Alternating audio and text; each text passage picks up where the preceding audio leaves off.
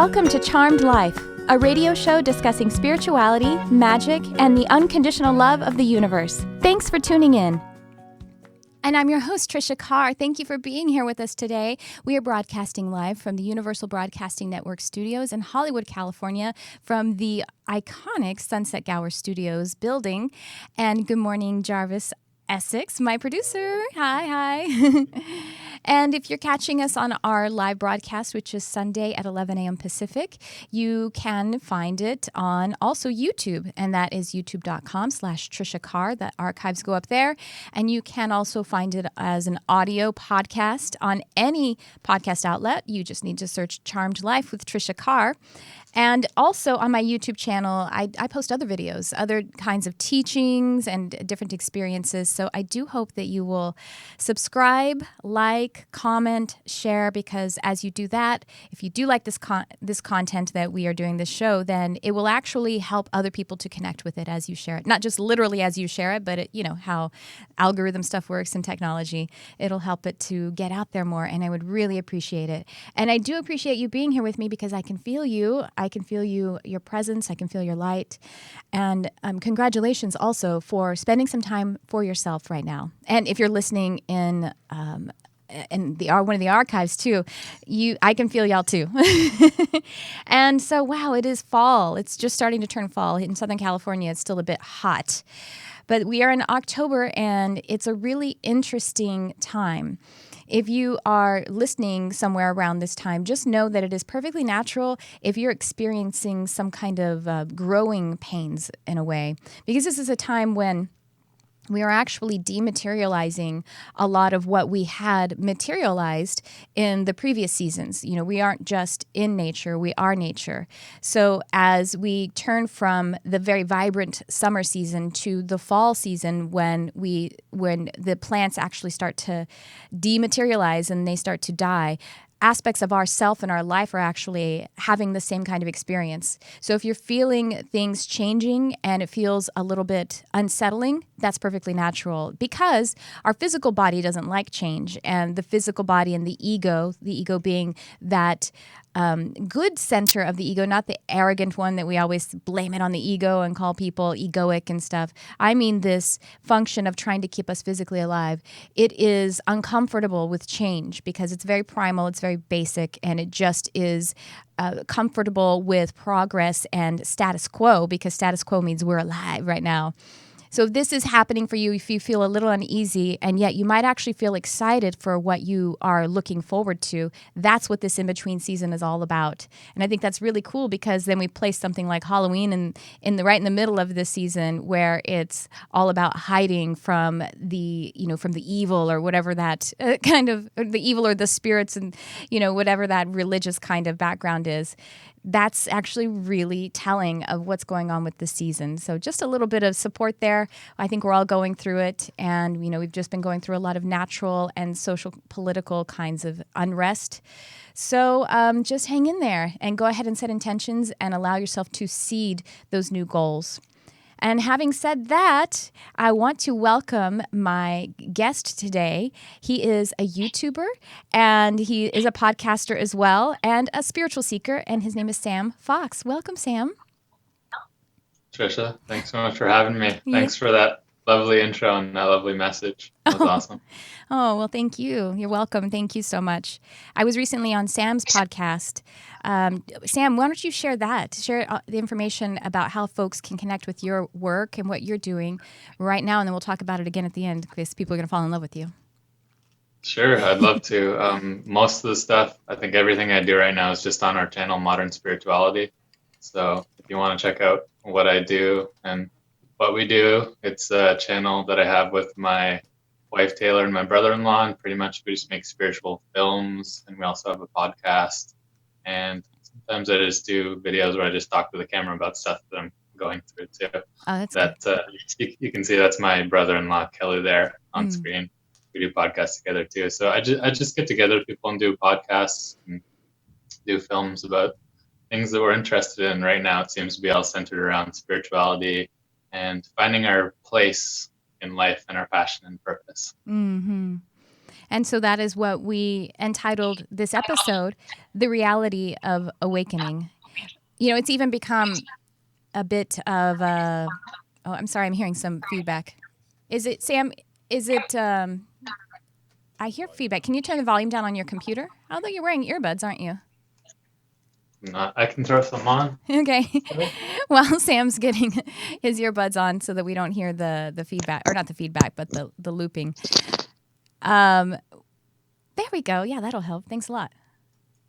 Yeah, it's awakening. I mean, it's happening in such a widespread kind of manner, an effect, and a lot of people are going through it to where I feel that it almost, because we're accustomed to paying attention to social convention and what is happening in the collective consciousness and being sort of wary of it and thinking that it feels commercialized and whatever, then it actually makes us question it as like, is this really happening? Is my experience real? Because you hear so much of it. Even last night at the Saturday Night Live episode, they had a sketch. It actually was a repeat from a few weeks ago, but they had this sketch about people being woke, which is kind of a funny little colloquialism that the young kids are saying about being woke. I mean, something are you hearing that a lot, Sam? I definitely am. It seems to be.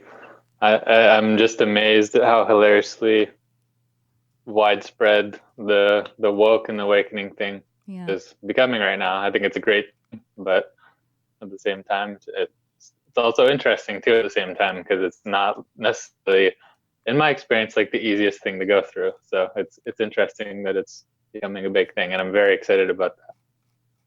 Well, tell us about your experience with that. What is this journey, and what is the work, and what led you to today? When we're talking about the reality of awakening, what is your reality? Well, my reality started with I was a kid getting out of high school, not knowing what he wanted to do with his life, and then I had chronic pain, and I just couldn't. I'm a really sensitive person, and I just couldn't do things like normal people could. That's kind of what I thought. Like I couldn't find happiness in the ways that everybody else was. So the first thing I turned to was self-help and bettering myself as a person and learning how to like socialize and meet people and better my life. And that led me to an Eckhart Tolle book. Yeah. And had this beautiful experience with this Eckhart Tolle book. I read the first couple pages of it, and I think it was just honestly the energy of the book. It just really sunk into me, hit me on a really deep level, and it opened my heart. It opened this channel of joy up in my heart that I had never felt before in my life. And at the time I was living at my parents' house, and I pretty much just ran all over my house, and I would just go around kind of like feeling things and looking at trees, and I was like, oh my God, I can be happy without any external thing, without like food or without, whatever ways that I thought were bringing me happiness in my life.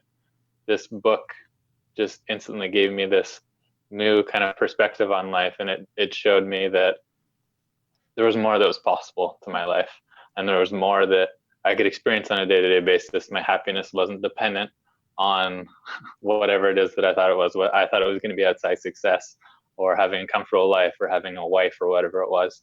And I just read a couple pages of this book, and I felt all this joy that was way more than I had ever felt in my life. And it only lasted probably like 20 minutes or something like that. But then after that happened, I was like, okay, like this is where my life is going. I was like, this is where I need to go. That's amazing. Well, it lasted 20 minutes, I think, for two reasons: that it's not really that sustainable, because we do want to, be able to walk around in the world and not just need to feel the furniture to be happy. We actually want to engage. Exactly. And also because you adjusted to it. It was like an activation. It was an energetic attunement. And you adjusted to it, but you can reference it. That's what's so cool about experiences like that, is you can reference that memory and that reality, and just basically channel part of it, that however much of it that you need at the time. Yes. Which book was it? I think it was The Power of Now. Yeah, that was mine too. That was one. Sure. Yeah. Eckhart also was very catalytic to my awakening as well. Very kind of like you, I turned to self-help or consciousness seeking. Deepak Chopra was also a part of that. And Me too. yeah, right. So that's a really powerful experience. And so what then is the reality going forward from that? How is it continued to impact your life and your work and all of those things, like the passion and the purpose? What is that reality? It isn't all just flying high, obviously. Definitely not. It wasn't like I just, after that moment, it opened me up to feeling that all the time. It definitely didn't. It was almost like it just gave me a big taste of it, so I knew what was possible. And then what that pretty much led to for me was years and years of just seeking and learning and trying everything that I can. But a lot of it for me was just learning and taking everything that I could and learning as much as I could about this spirituality thing. Mm-hmm. And that eventually led me to go, spend time with spiritual teachers and just, really dive into that whole kind of world, which was really amazing for me. And at the same time, what it did is it really made me conscious of my day-to-day life and what would make me happy. Mm-hmm. And one of the big things that it's given me is just it's helped me to really focus on what I love to do and what I can give back to the world and what I can be actually happy doing every day of my life. And it's been a really long journey to find pieces of that, but I find for me, almost even more so than the spiritual work, me finding those pieces of my puzzle of what I can do with my day-to-day existence and what my bigger purpose is and what I can actually spend my time doing. Those are the things that have given back to me the most out of anything, I think. And people are, people commonly ask spiritual teachers or, intuitive psychic readers and everything, what's my life purpose? And frankly, I mean, well, first of all, purpose is one thing, and having that purpose become some kind of passion, which would then, that's just how I kind of look at it. Purpose is something that is really just the connection that you have with yourself and feeling like it is moving forward in alignment. Yep. And then there are passions, and I'm a person who has many passions and things that my interests kind of change all the time, which is fine and great. And some people sort of steer in on to one. I am a writer, and that's what my life's purpose is forever and ever, and my passion in this particular life is.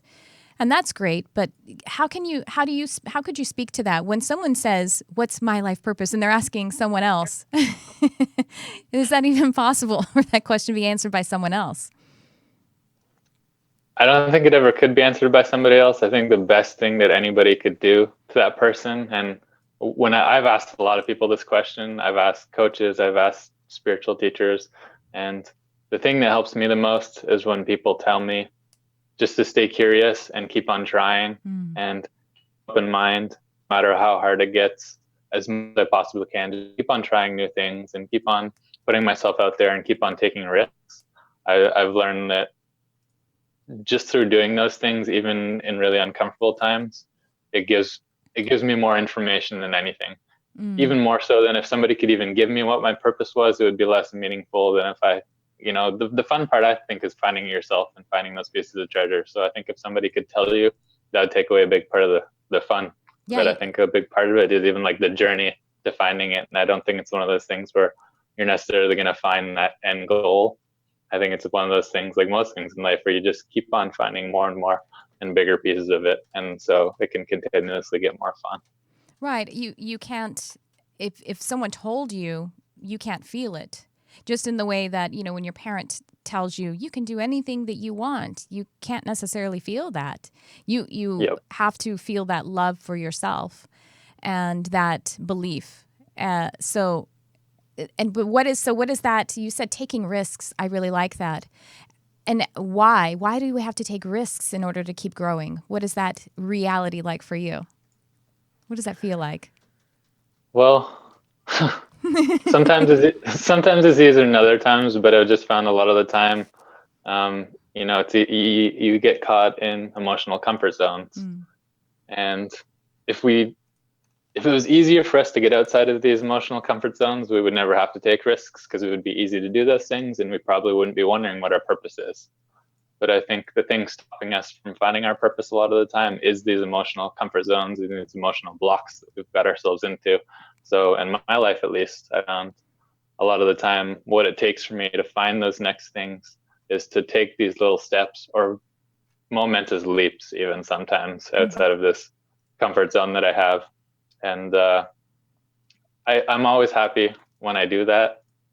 And it's not an easy thing to do because you're kind of moving against the current in your life, but I think that's how we grow a lot of the time, is to go past our natural barriers that we've been given and given ourselves in this life.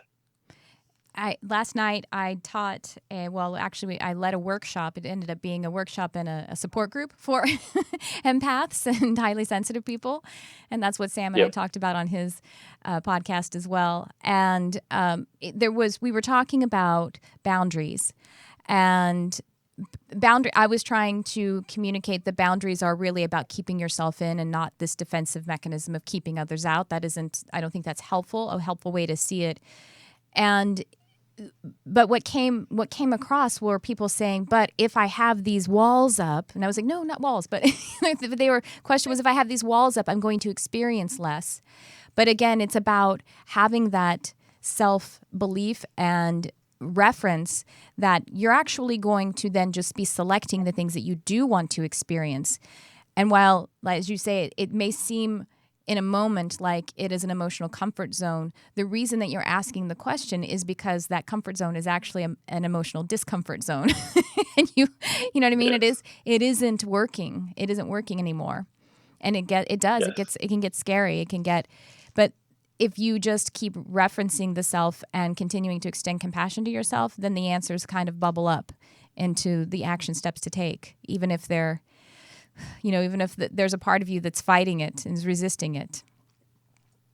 I completely agree. I found just with most of my life problems, if I find just a slight amount of curiosity towards solving that problem, that's almost everything that I need to overcome it. I find when I don't, it's just because I have this kind of idea that it's something that I can overcome, or that's this big thing that's going to take a while. But when I can just shift into that little bit of curiosity towards how I can change this or how I can get towards it, I find sometimes it takes time, but there's always a way to do it. Curiosity is a really valuable emotion and tool, because curiosity is really the opposite of fear in a certain way, because you are seeking, you're moving out, you're also opening the door. It's a really kind of reflexive way to bring an experience into yourself with gratitude, with faith, with self-belief. Curiosity is a really great way for yourself to be curious about yourself, be curious about a problem. You can also switch into being curious as a very sensitive person, being curious about the situation with this person who may otherwise, you may be then feeling defensive against them because they feel like an energetic vampire. You could be curious about how this is actually working and how we're both actually very safe in this interaction and this connection that we're having, I think. Is that something that you use a lot then, is curiosity? Is that something that helps you with your passion and your purpose? I think 1,000,000%. I love curiosity so much because ideally you want to be like loving and you want to be really open to certain situations, but I find a lot of the time it's not possible to just have that come up all the time. But I find curiosity is something that almost no matter what, almost no matter how emotionally low or high I'm feeling, I can always access it.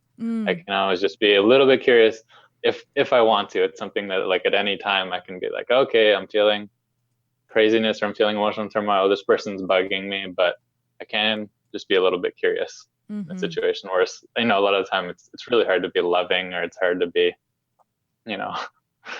so some of the more higher spectrum, like positive emotions, it's really hard to do that sometimes. But curiosity is something that I find I can always do, which is really nice. It's a kind of neutral, just reflexive energy to engage in. So it isn't, we're not placing too many expectations on ourselves to be so blissed out that touching the furniture is transformative. By the way, we are taking calls, 323 524 2599, if you would like to call in with a question or to share your experience with awakening. And so we were saying the reality of awakening. What I have found, tell me if this is your experience, while it isn't all just blissed out, tripping on on psychometry and stuff, but at the same time, it is genuinely better. Your life keeps getting better, but there are still degrees of experience. Talk to me about how how that functions for you, and how long has it been since you've been going through this, by the way? How many years? Yes, since I was, I think, around 18 or 19, and I think I'm 26 now, turning 27 in a couple of weeks. So, it's maybe 7 years or something like that. Mm-hmm. And I would say 100%, I wouldn't take a minute of it back. And every day, sometimes it doesn't seem like it. Sometimes it seems like I'm going backwards eons, but my life gets better every day and I get happier every day. And I feel more purposeful every day. I feel more loving and I feel more open, more like myself every day. But what I didn't know, which wasn't given to me in any of the spiritual books or anything that I read, sometimes I'd read a little thing about maybe there's the dark night of the soul. Sometimes like some emotions come up, but I had an experience personally where I went through, you could call it dark night of the soul or a healing crisis for maybe 8 months, something like that. And for those 8 months, even though I do consider it a time of like great healing and I would never take it back, it pretty much left me in a state of complete, it felt like all I could feel was an endless spectrum of terrible, endless fear and like super deep, terrible emotions for months on end. And there wasn't much I could do like outwardly in the world except for just kind of get by for that time. And there was nobody for me to reference for going through that kind of thing. There's a couple people that I luckily had little things like that I read. They went through hard times and talked about it, but I didn't have anybody to reference or go to or even to talk to about this really hard stuff that I was going through. And a lot of the stuff that I've been sharing lately on my channel has been like for that and for those people, because I wanted to create something for people to go to when they're feeling like really intense emotions. Like if you're feeling depressed or you're feeling like really angry, you're feeling overwhelmed by your emotions, where can you how do you deal with those things? What do you do? How do you deal with it from a human perspective? And those are things that that's part of what I really like to do and talk about, because it was such a hard part of my life, and it was beautiful and hard at the same time. And I just wanted to, one of the things that I really wanted to say out there, like if anybody is going through that, you're not alone in going through that. And it's probably a really good thing that you're going through it, even if maybe people don't understand it and people don't understand what you're going through. And hopefully, with my channel and Tricia and everybody doing the thing, we can create more people who understand what's going on with that and understand the people that are going through those really hard healing times. Wow, thank you so much for that work that you're doing. How did you come out of it? Was it gradual, or was it something epiphanic, or can you speak to that? It was a mix of gradual and a big kind of life change. Eventually, I just started to want to like do things in my life again. And I was me and my other were in separate countries. And I decided that even though I was really, really not feeling up to it, I just needed to go see her. I went on a big trip to go see her, and back to Canada, she was come stay with me for a little bit. And we actually got to the border, and we got detained temporarily, which was a hard experience at the time. And I kind of just put everything in this perspective. And at that point, we decided we weren't going to mess around with the border anymore. that we wanted to settle in Canada together. And that was the turning point for me when I knew that after doing paperwork in a amount of time at a craziness, me and my wife could be in the same place together, which was really nice. And that allowed me in the next couple months to really be able to really relax for the first while and kind of let myself heal a little bit.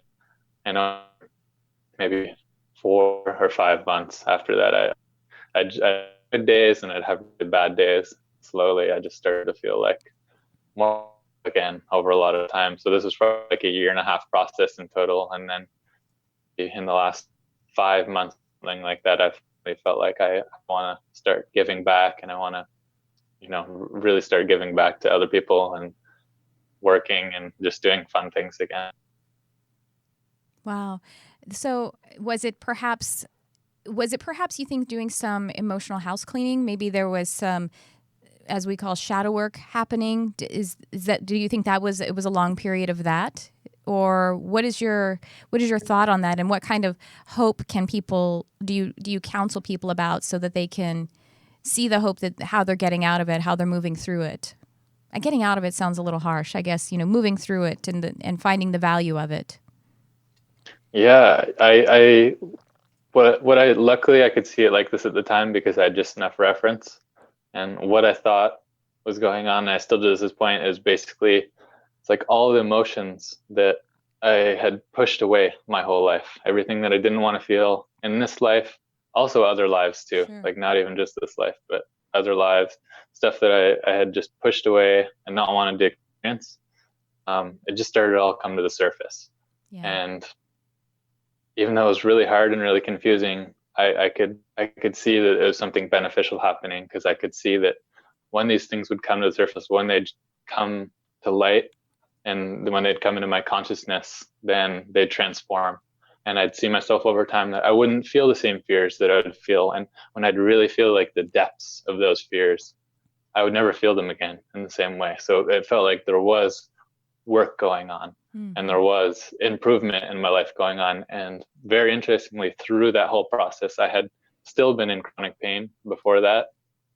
And after that whole experience, my chronic pain went from maybe like a constant 5 or 6 out of 10 all the way down to maybe 1 or 2 out of 10 on a day-to-day basis. And it still gets better every day. So through all those emotions coming out, it actually healed my chronic pain at the same time. Wow. Yeah, because, it definitely sounds like it was an empathic crisis. And I actually, I'm in week 5 of a 6-week training for empowered empaths and highly sensitive intuitives. And just this past week, the lesson was all about shadow work. And the week prior to me teaching this lesson, I actually went through just a day or two, really, is what it ended up being, but of that kind of catharsis, of wringing out the sponge of emotions that had gone unexpressed, that I had felt resistance to. And I literally used a tool to do it for just these couple of days. And Jarvis, maybe you can look it up for me. There's a video on YouTube. My friend Drew Broderick, actually, it's a song that he wrote. And it's called Josephine. Drew Broderick is spelled Brodrick.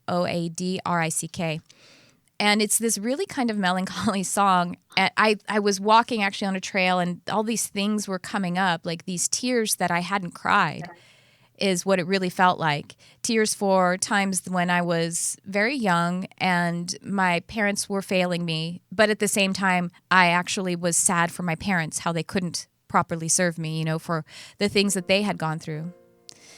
Yeah, thanks, Jarvis. And so the song Josephine came to mind. This is my friend wrote this song.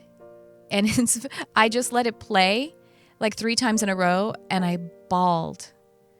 I'll just let it play for a sec. I met her in a dream, Josephine. She was a dancer and a dusty fiend. Oh, the neon moonlight in the crystal stream. She danced there She seemed real, like a perfect melody you can feel. What's it like to scream in a dream? No sound coming out when you're obscene. I know you wanna fight someone, so come on and fight me. Fight me, we'll fight to find the remedy, Josephine. 11 days she stares into the sun. 11 days and she swears I will not run. 11 days and she's scared love isn't gonna come for us.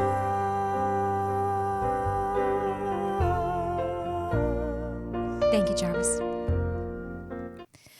So I just let that play, and it's kind of, I mean, we know 11 is a very powerful number for us spiritual seekers, and so this love isn't going to come for us. And there were just moments where perhaps that's what you were feeling some of the time, Sam, during this dark night of the soul, or whatever we want to call it.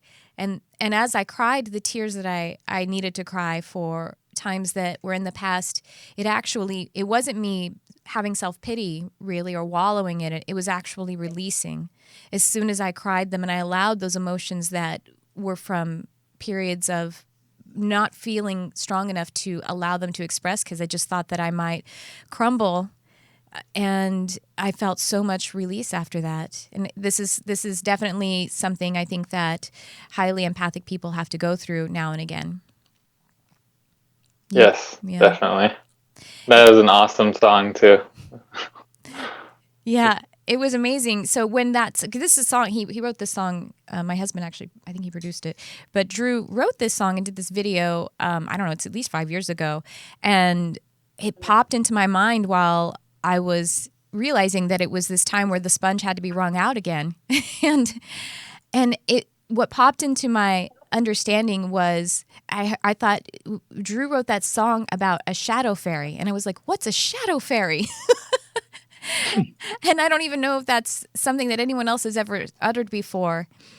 But what the explanation that I got of a shadow fairy is sort of this kind of elemental nature spirit, and it's a spirit guide who is close to Mother Earth, and she actually will work with you while you're moving through something like that kind of catharsis, and where there's a part of your shadow that needs to be brought forward. The shadow, by the way, is what Carl Jung calls the unconscious mind or the subconscious mind, and we fracture off parts of ourselves that we believe will have us rejected from this world and cause us to die, and so we put it away. And that could be unexpressed pain, and it could also be aspects of ourselves that are golden, that we believe that if we express that part of ourselves that we will be rejected. So it's kind of a lot of things. It's the subconscious mind, really. And so a shadow fairy is the reason it is a spirit being that has to do with the earth and like the elements, is because as very sensitive people, we actually are ambassadors of Mother Earth. You know, Mother Earth actually transmutes energy, and that's what sensitive and empathic people do as well. We came in very energetically sensitive, and we have compulsively been trying to transmute all of the energy around us, starting from being babies. And at some point you do, and I think this is so appropriate, again, for the season, it's the time where things like that would come up. And my advice, Sam, tell me if you would agree, is to, like you said, just to feel the emotions and give them space, give them awareness, give them consciousness, because you're not actually injuring yourself. You're already at a state of injury with having resistance to this pain that's already inside you. Yeah, I totally couldn't agree more. I think the one thing that really helped me get through, especially the hardest times and the hardest feelings that I thought I couldn't take, was actually bringing my awareness back into my body and into those feelings themselves. What I would find is when I bring my awareness right into the feeling and right into the emotion and kind of right in the eye of the emotion, I would find that maybe for a couple seconds it would be a little bit intense, but there would always be a relief after that. And when I was right in the middle of it, I'd always find that it wasn't as bad as I thought it was. And it would kind of, it would take away that layer of resisting that feeling, which is where I really find the real emotional torture is around it and the real suffering is. But when I got my attention back into the emotion itself, I wouldn't suffer around it, and I would find that it was never as bad as I thought it was. Even though sometimes it was still like really, really bad, it was never as bad as when I was running away from it. Yeah, if you think about the eye of the storm, so that's what it almost sounded like you were about to say. And in the eye of the storm, which is the very center of it, it's actually peaceful. It's actually calm. And Yes. yeah, and if giving it the stage, giving the full awareness to it, as we know in quantum physics, if you place your awareness on a particle, it actually changes or it exists. So if something is in your being and you're avoiding it, it's not going to have the ability to change or to be transmuted. And so you have to start where you are. I think that sometimes people in the spiritual seeking communities, people tend to spiritual bypass is what people call it, where you're being falsely positive all the time, which is actually just a way to avoid the real stuff. And I think this is the reality of awakening, is that you're still a human. You're still a human, and falsely positive is just false. It's just not even positive. It's just not the truth. Definitely. I tried that for a while, being falsely positive, and I don't know, maybe it works for some people, but it certainly didn't work for me. It actually just put me into more pain. I would notice that right when I would do the falsely positive thing and try to get positive emotions going, when I didn't feel it, I felt like I was working against myself, and I was pushing parts of me away, and I would notice that my bodily pain would actually instantly increase when I would do that. So eventually I was like, okay, this isn't working for me. There's got to be another way. And if you start where you are, so if where you start is I'm so angry at the world, or I'm so angry at myself, or whatever it is, what can work to try to get through it is, first of all, express where you are. But then if there is a way to pivot, when we pivot, we're pivoting into truth. We're pivoting to another perspective, or just another facet of what is your truth. It's not about trying to go to something that isn't your truth. That's just not going to help. That's just more resistance. So if you are, I'm so angry at the world, or I'm so angry at myself, I'm so angry at the world, then maybe you can do something like turning on that curiosity. I wonder how I'm going to survive this feeling. That's already a pivot in truth. I wonder how I can survive this. I wonder if there's a way that this is going to make more sense for me. I wonder if there's a way that this is actually going to inform me to be able to be helpful to myself and to other people at some point. See, we're just giving ourselves a little bit of room to expect improvement and to expect growth. Is that the kind of stuff maybe you did during that time when you used your curiosity? At that time, I didn't do any of that because I was not even in a place to be able to do that. But at this point in my life, I would say 100% that stuff helps so much, just being honest with how I feel. I find a lot of time I'll even have drastic changes in my mood and the way I feel when I am really honest about it. Sometimes what I like to do sometimes is I'll over accentuate how I feel. So like, if I'm feeling like really sad or something like that, I'll do like the shower scene in the movie. I'll just, like, no matter where I am, I'll just do it, and it'll kind of make me laugh a little bit. This is actually how I feel right now. I don't need to put anything on. Or even if something as little as just, before this podcast, before talking to you today, it's having some nerves coming up, and the thing that helped the most was, I was trying to do all the spiritual stuff, like get more grounded and breathe and focus. But then eventually I thought, I was like, hey, I'm nervous. Yeah. And I kind of like said it to myself out loud. And then I was like, oh, that's cool. I'll just be nervous. And so that's the thing that calmed me down the most. I was like, hey, I'll just be nervous with Tricia because I'm nervous. So like, whatever. That's nice. That seemed like a better way to do it than do all this spiritual stuff. Yeah, to try to avoid the nervousness. That's just going to enhance it. That's Yeah. funny. Well, last night I was talking with my group, and it was like, you know how sometimes when you have a really uncomfortable conversation to have, and so let's say it's with your partner, and then you could just, it helps so much if you start it by saying, I'm really nervous about talking about this, or I'm scared to talk about this. And you're like, oh God, I said it. Okay, phew. Now I can talk about it. You have to do that with yourself. We have a caller. Yes? Yep. Do you want to take a call, Sam? Is that all right? Yeah, that'd be lovely. All right, great. Hi, you're on the air. Who's this? Hi, this is Christine. Hi, Christine. How are you? We have Sam Fox on with us. Oh, hey, Sam. How are you? Good. How you doing, Christine? Lovely to meet you. Good. Nice to meet you, too. I just called in to say hello to y'all. I tuned in from the beginning this time. I didn't have to listen to it on the replay, which is awesome. But I just wanted to say hello. Sam, I read, I can't even pronounce his name right, but the fellow you were talking about, Eckhart Tolle. Can you help me with his name? I can't say it. Yes. My sister turned me onto his book, and it just, for me, that hooked me. I think I've read it like about 2.5 times so far. And I've been going through this for I know I've been going through this for at least a year, but on and off I've been oscillating for probably 18 years to 20 years. So it's just really refreshing to hear your take on all of this. So thank you. Oh, Thanks so much. It's lovely to hear from you. I'm glad you're finding some help in that book. I find, especially that book by Eckhart Tolle, I find that's one you can just read because there's such a presence to it. Like even the book itself has a presence.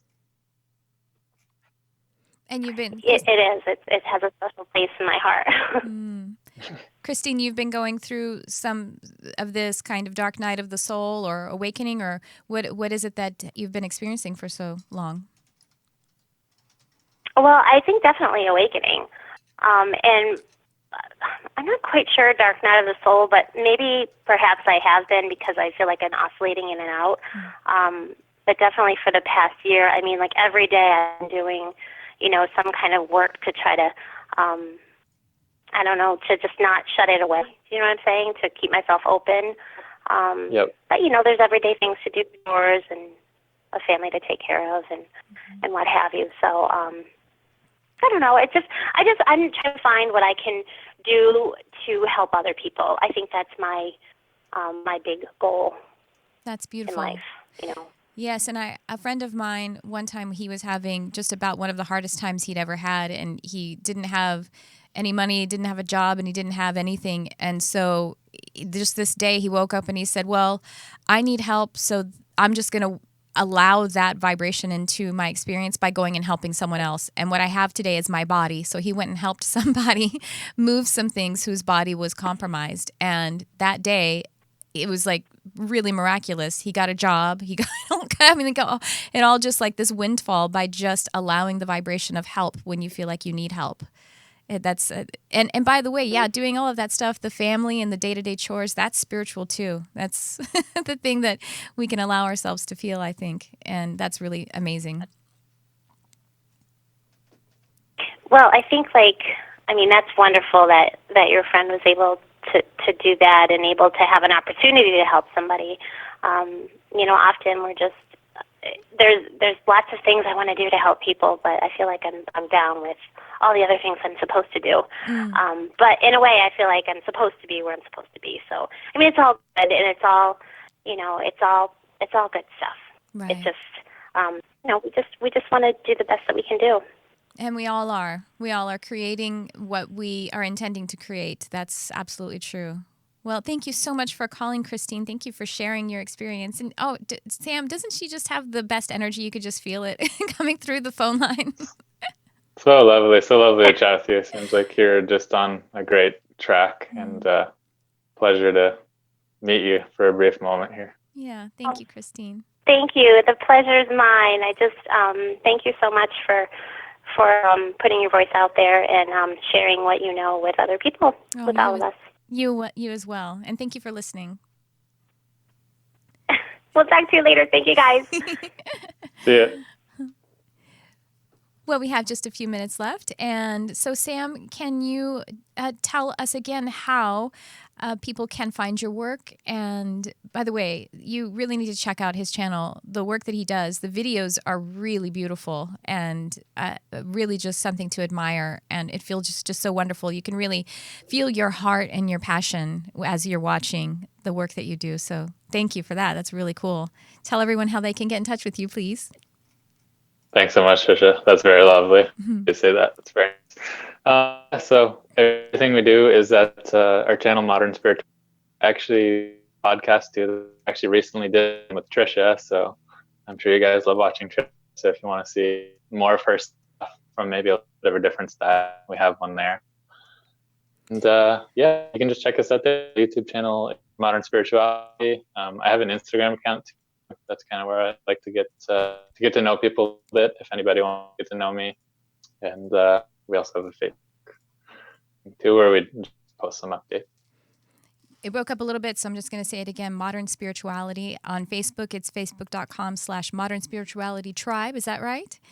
And That's correct. Yeah, find Sam's work on YouTube. And yes, we have an episode up there. And we actually talked about being empathic, and we also talked about sex and spirituality. So it was kind of a fun time that we had there. It was a fun conversation, actually.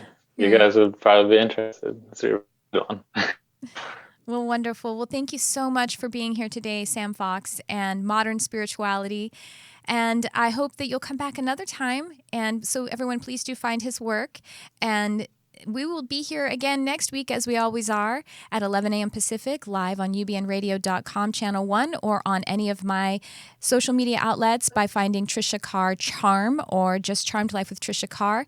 Thank you so much for tuning in. I love you, whoever you are.